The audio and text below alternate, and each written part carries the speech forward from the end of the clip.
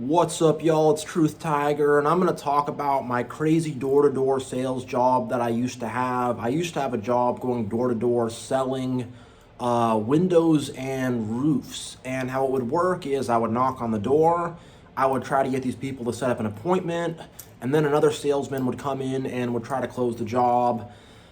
This was maybe 2012, something like that. The economy still was not very good. I was raised by boomer parents, so this wasn't my first job, but this is my first like real job that I had, I would say. And I wasn't really going to college. I was around 19 years old at this point in time, and nobody was hiring. It was the only job I could get. And I also grew up as an Orthodox Jew, so I was really religious. Then I stopped doing that at 18, and so I was very sheltered from that. And it was a very crazy transition period in my life. And I remember just getting this job going door to door, and it was nuts because I'm a pretty shy person. So I didn't really want to like go knock on people's doors, and people were never really that happy to see me. People don't like solicitors. So we'd knock on the door. If they didn't answer, we'd hang a little thing on their door handle and keep it pushing. And man, all the people I worked with were sketchballs, man. Everyone I worked with were sketchballs. I learned about a whole new type of person in society. The main guy there, who was kind of seen as the leader, was this like super redneck guy with a really bad attitude. And I remember my first few days there, he points at McDonald's. He's like, "McDonald's is hiring, so if any of you don't last here, you can go work there." I remember he said that, and I was like, oh my gosh. It was a lot of walking though. I'd probably walk around 5-6 miles a day, so it kept me in good shape. I didn't mind the walk. I was young, I was healthy, so I like walking around. But man, it was so weird. Like, I remember just first getting out of the van, and I'm like, oh crap, I gotta go knock on these doors by myself. F me, I do not want to do this. This sucks. We would smoke a lot of weed during the job too, because we're just outside all day. No one's really watching or supervising us or anything. They'd put us all in a van, drop us off, and we would just smoke some weed, knock on some doors, and try to get somebody to sign up for it. People usually wouldn't, but the company's still running, so I guess the business model works, I guess. But it was rough going. They'd give us scripts, and we'd have to practice the script, and it was a tough deal. I hated every day of it, and it was brutal. It was brutal. It was a tough job. And I remember on like one of my first days, they had me practice scripts with this guy who's obviously some kind of ex-addict or something, and the energy of him is just very off. He seems like he doesn't want to be there at all. He seems very powered down, shut off, and like I'm having to kind of be like, all right, let's practice the script. And he's like, all right, okay, man. And I remember I'm outside with him knocking on doors. I had a little weed with me. And he's telling me about how he's an ex-addict and whatever. And I'm telling him, like, you know what? We don't have to smoke today. I don't want you to fall off the wagon or have problems or anything like that. And he's like, no, let's light that up. Let's do it. Then he convinced me. And he just doesn't show up to work the next day. And I'm like, oh, crap. Did that one little bit of weed he had with me cause him to completely fall off the wagon? Like, I hope not.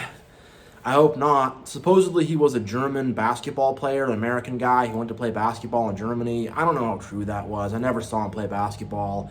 People told a lot of stories too, so I'm not sure, but that happened, and I was like, oh shoot, I hope I did not enable that. I hope, And I remember he was telling me about this scam he did on Craigslist where people would list apartments and stuff, and he would put a listing on top of it and say like there's a $50 fee, and then just connect them to the actual property owner. He was so proud of that. He was so proud of his scam.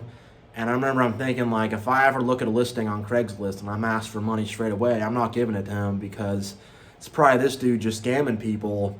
And he was like, I'm just gonna do that, and I'm gonna pay my bills, and probably just do DRUGS all day. I don't know, but that guy was weird. And then there was like these two redneck brothers, and I come from a Jewish background, and one of them was like legit like this like white supremacist kind of guy. Like, he was really crazy. He said a lot of bad things about Jews to me. He was like this like 6'6", just like big crazy looking redneck guy.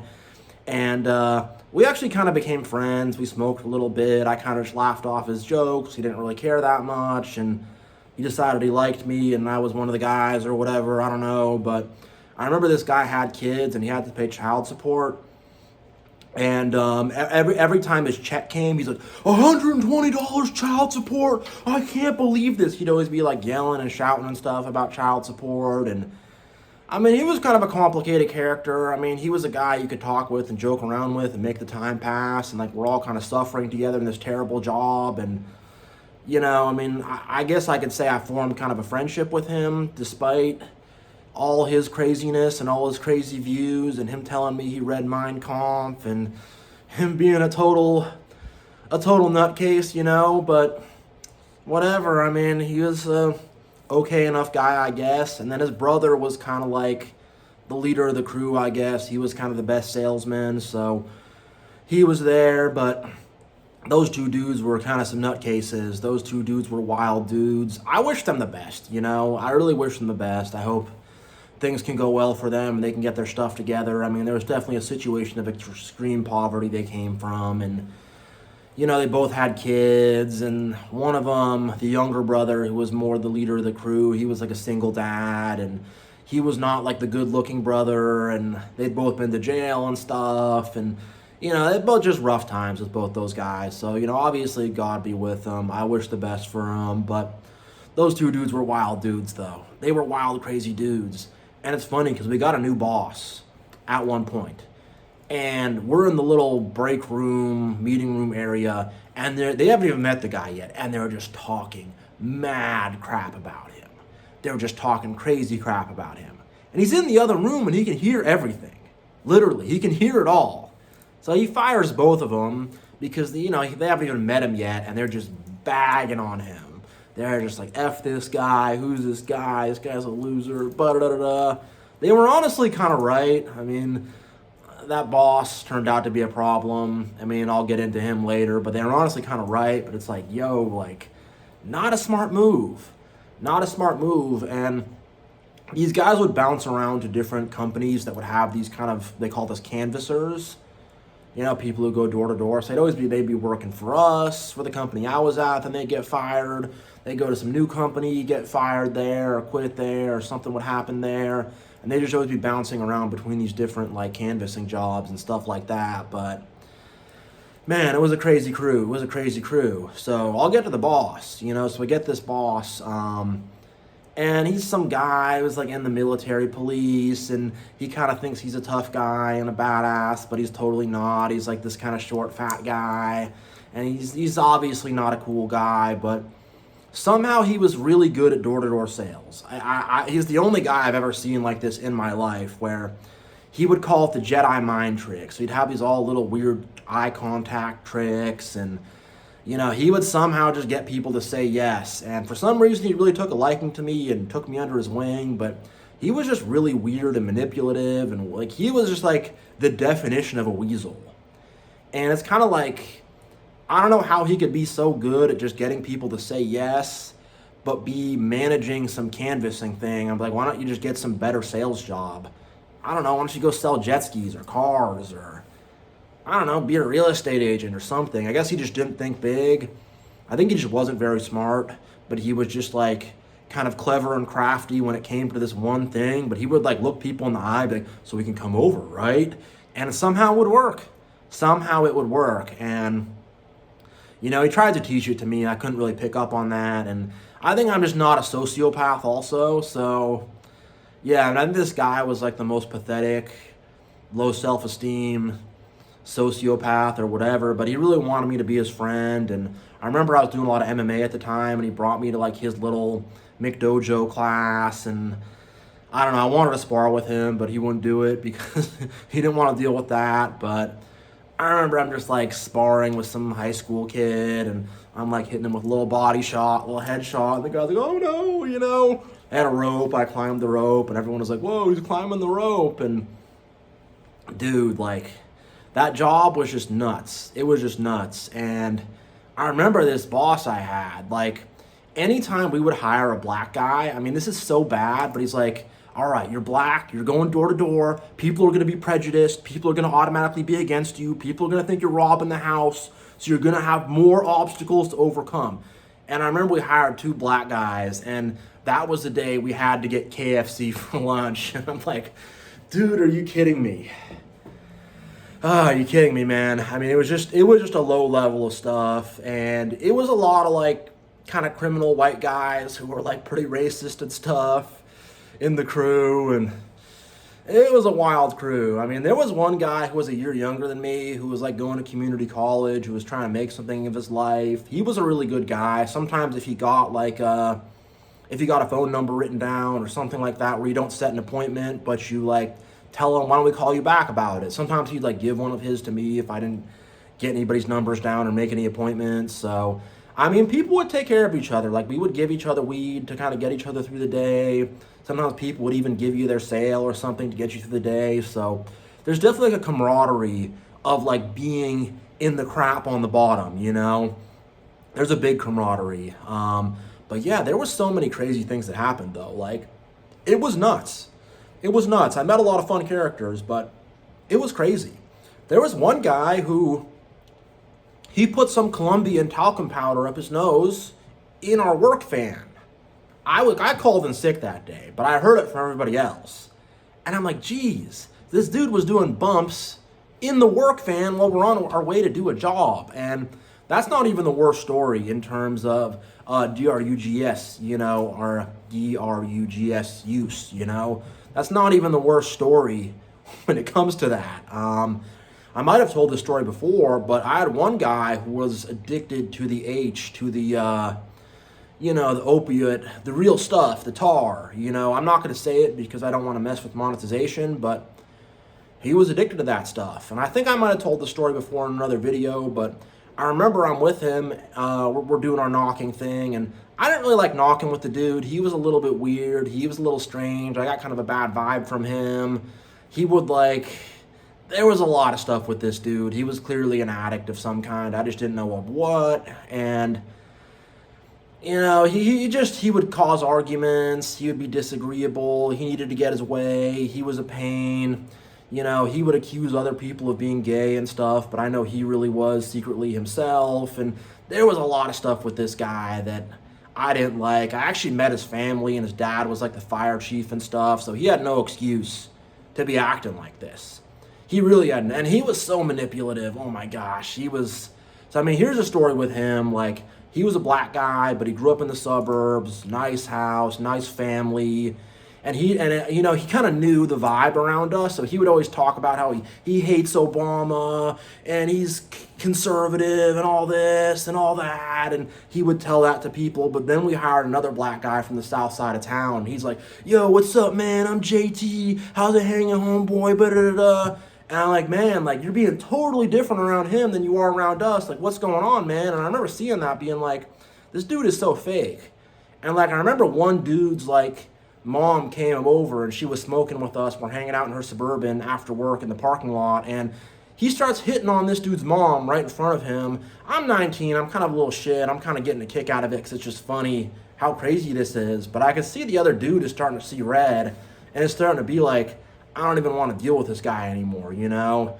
And yeah, there was a lot of stuff he would do. This guy was ridiculous. I remember he hired one of his friends, and I remember I'm getting a ride with them, and I'm in his friend's car, and his friend is like, hey man, like, pass me the pills in the glove compartment. And the dude just doing pills while he's driving and going off the road, and they were always fighting. I mean, they're both just freaking dumb addicts and stuff, so him and his buddy were always fighting. And I remember one time the both of them invited me to some party, and it was the dustiest party I ever been to, man. I was like, I'm out of here, man. This party is dusty, you know, and I wasn't a fan. That dude ended up getting fired, but I'll tell you the good story with him, though. So he says, like, let's go smoke. Let's go smoke some bud. I'm like, cool, awesome. I want to do that, you know, so he's being super secretive, though. Usually we'll just go to some park, make sure nobody's around, bing, bang, boom, do it quick, get out of there, cool. He's like cutting through backyards, and he finds this really secretive spot under the power line. And I'm like, dude, why are we like, it took us like 10 minutes to get here. Like, Why are we going so off track and so off base? Why are we going out in the middle of nowhere? What are we doing, you know? And I'm kind of like giving it back to him, like, bro, what are you doing? What's going on? And he's like, don't tell anybody about this. I'm like, okay, like, all right. And I see him take out this black tar stuff and smoke it. And I'm like, yo, okay, now I know what the deal with homie is. I'm like, yo, and I lost all respect for him when I saw that. I was like, what is wrong with you, man? I wasn't a snitch, so I wasn't going to tell on him, and we were all smoking weed anyways, which we weren't supposed to, but I was just like, yo, bro, what the heck, you know? I wasn't a fan. And after he did that, he became so much more manipulative and so much of like a better liar, and he'd be on someone's porch, and they'd be like, dude, we don't want the windows. Like, go away, man. He's like, bro, they're going to fire me if I don't get this one thing. Just sign up, dude. Help me out, bro. And the guy's like, no, dude, I'm not going to help you out. He's like, dude, I'm going to lose my job. But he wasn't going to lose his job, you know. Not at that point yet. They fired him eventually just because it was too much stuff with him. And I remember that, and he's just there, like, and I'm just watching this, and I'm just like, dude. I'm watching this thing. I'm just like, dude, what the heck, man? And he's just being so manipulative. Then the next day he shows up. He pukes on someone's lawn. And I'm giving him crap because I know what's going on. I'm like, yo, homie, what's going on? You puked on somebody's lawn. Like, what's up? He's like, I just got a cold. I'm feeling sick. Ba-da-da-da-da. And I'm like, yeah, sure you're sick. Sure you're sick, bro. Sure you're sick, homie. Sounds like you're real sick, you know? And I was just like, okay. Whoa, you know, so that was the craziest thing I saw. And, you know, that made me be like, I didn't want to do that kind of stuff anyways, but that made me be like, I will never do that stuff because, you know, withdrawal the next day, horrible, you know, whoa. So I saw that and I was just like, dude, you know, that was a rough one. But back to the boss.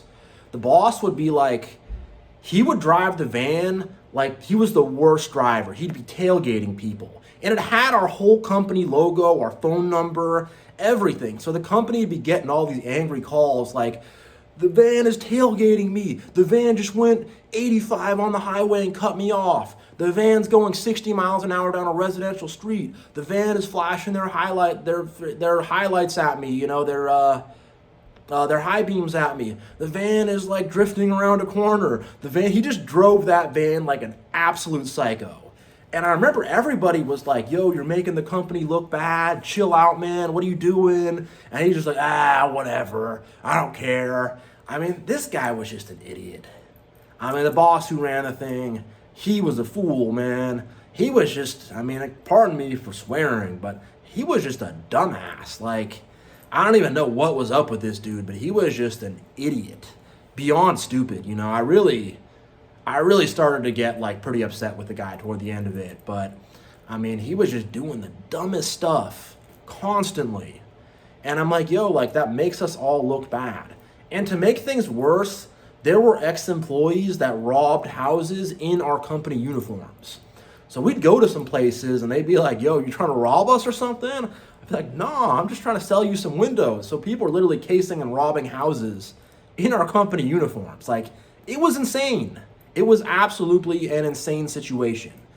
I mean, it was really crazy. It was really crazy. It was really wild.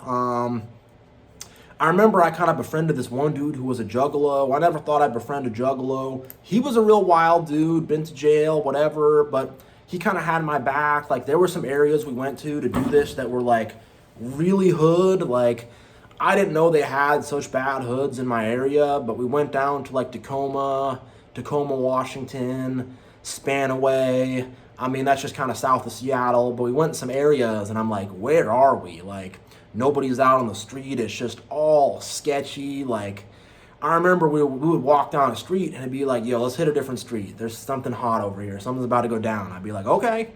I remember we saw these two like meth head guys, like just staring at each other like statues, like not moving a muscle. It was the creepiest thing I've seen. Creepy, demonic, just two like meth head guys, like. And he's just tapping my shoulder and he's like, dude, let's turn around and go back. We're not gonna walk past whatever that is. I'm like, okay, sure.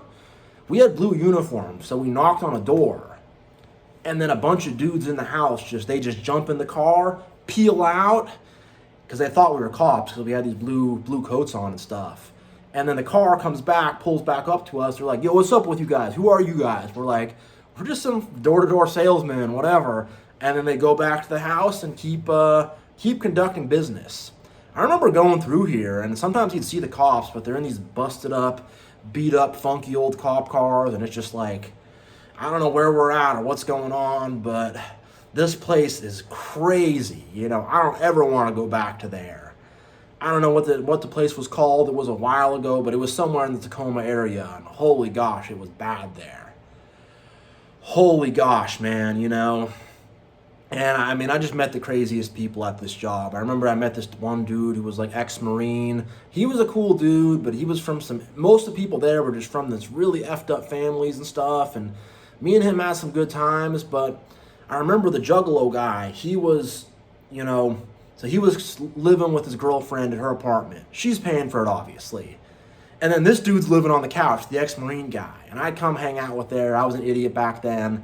And whatever, smoke weed with them, hang out, whatever. But I just remember that situation. Like, you got the other homie mooching off the girlfriend. You got the homie on the couch. And, you know, I mean, but some of those guys, they were a little screwed up. They were a little messed up. But some of them had good hearts, you know. They weren't all bad people necessarily. Like, they just kind of came from messed up backgrounds, didn't make the best choices, whatever. But I just remember it was constant insanity. Like the Juggalo guy, like I remember I was giving him a ride in my car somewhere. And of course he's rolling up weed and doing all this like stuff that was illegal back then, probably still illegal now in my car. And he would catcall old women. So he'd find some old lady and he'd catcall her. And I'm just like, dude, don't do that in my car, bro. Like, I don't want to be getting arrested because of some stuff you're doing, man. Like, but he would do the craziest stuff. He would ride the bus and like just light up bowls, bring a bong on the bus and just start smoking weed on the bus. And like, he was just off the freaking wall, man. Like, there's more stories I could tell, but bro, like people were so off the wall, man. I remember this one dude, he was like this hillbilly guy and he was some kind of, you know, addicted to the opioids, addicted to the H, whatever. And I remember it's my first time with him, he asked to borrow my phone. I gotta call my grandma, bro. I'm like, okay, fine, you can call your grandma. And then, you know, I need to call my grandma again. I need to borrow $20, and I could just see this dude's acting sketchy. I could see he's acting real sketchy, you know. So I'm like, bro, I'm not letting you use my phone. I'm not letting you borrow $20. I already know what's up with it, man. Nah, you know. And then the next day, there's a foil pipe in the bathroom. One of our managers like runs in and grabs it, and this little effer, he smoked H in the bathroom at our work. Like, holy crap. Like, holy crap. Like, these people were nuts. And I mean, that dude was just, pardon my swearing, but he was just a fucker. You know, like, he was just really dumb, really an idiot, and just not a dude you wanted to be around, man. And I remember there's this one dude who was like, he was older, and he was this like, this big, very pale white dude with a bald head, very buff, big muscles. I think he had like Asperger's or something, but he was definitely a criminal. And I remember we're in the meeting, and he really creeped me out. We're in the meeting, and he'd pull out like 4 phones in the middle of the work meeting. And it's like, homie, what do you have 4 phones for? Like, bro, you're telling on yourself right now. You're telling everybody you're a criminal and you're doing the wrong stuff. Like, what you got 4 phones for, homie, and you're pulling them out in front of everybody, in front of the boss and everybody. How's that look? And he would like, I don't know, he thought he was a real ladies' man, so he'd always try to like flirt with girls. We'd go to Safeway, which was like just a big grocery store in my area, for lunch.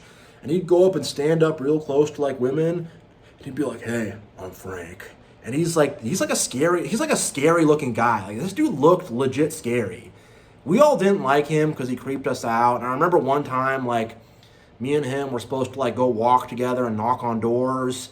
And I told him, I'm like, homie, I'm knocking by myself. You're going this way, I'm going that way. Just because I just didn't like being around the guy. His vibe was just really, really off. His vibe was really bad. And I come to find out when I quit afterwards that he was wanted for a string of like burglaries somewhere in the South, and like the feds arrested him while he was on the job. Like, I can't make this stuff up. Like, I can't make this stuff up. This stuff is crazy, dude.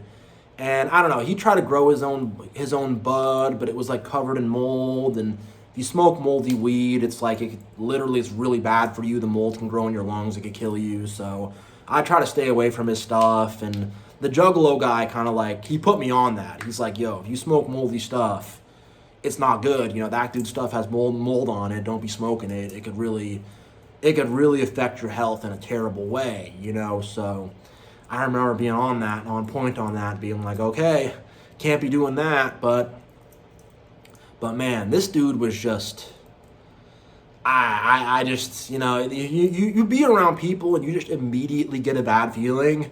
You know, he was one of those guys where I just immediately didn't feel good.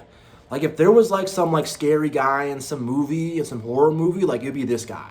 Very soft-spoken, probably had Asperger's or something, not very like socially good, really creepy vibe. And he'd tell a lot of like made-up stories and tall tales and stuff like that, but I just remember thinking like, I just feel like there's a chance this dude could just murder me or murder somebody. I don't know, you know, I just was like, he made me, out of everybody I worked with, he made me the most uncomfortable. He made everybody uncomfortable. Like no, like even like hardened criminals were like, I don't want to be around this guy. I hate the vibe, man. So yeah, but he ended up getting arrested for a bunch of burglaries. So he's probably in jail still now. I don't know. This was a while ago, but no more of him, I guess. And one of the dudes that I really liked, like I liked the Juggalo guy a lot. This other dude was this big Italian guy, and he had all the stories and the tall tales. And I remember we went by like kind of an Italian little delicatessen. He bought me a little San Pellegrino and a little salami, and you know, he was a good guy. He was a good salesman, good talker, lived in a trailer park, you know. Side point about trailer parks, if you're a canvasser or a door-to-door guy, trailer parks are awesome. Everybody else hates you, but if you go to a trailer park, you will be loved. They won't buy anything. Remember I went to a trailer park, they're like, no, I'm not about to buy anything, but sit down, listen to some music, chill, have a beer, pass some time. I was like, okay, heck yeah. But this dude came from a trailer park, and he, you know, got his buddy a job. He told a lot of stories that probably weren't true. I mean, I forget what some of his stories were. It's been a long time, but he told a few tall tales, but he was just a good guy to talk to. He was married, he had a wife, he was, you know, somewhat normal. So I was like, I like that dude, you know. He was a solid guy. There were a few solid dudes who were just trying to make their way. There were some guys that were, you know, my age, 18, 19. They just had a kid. They're trying to get their crap together, you know.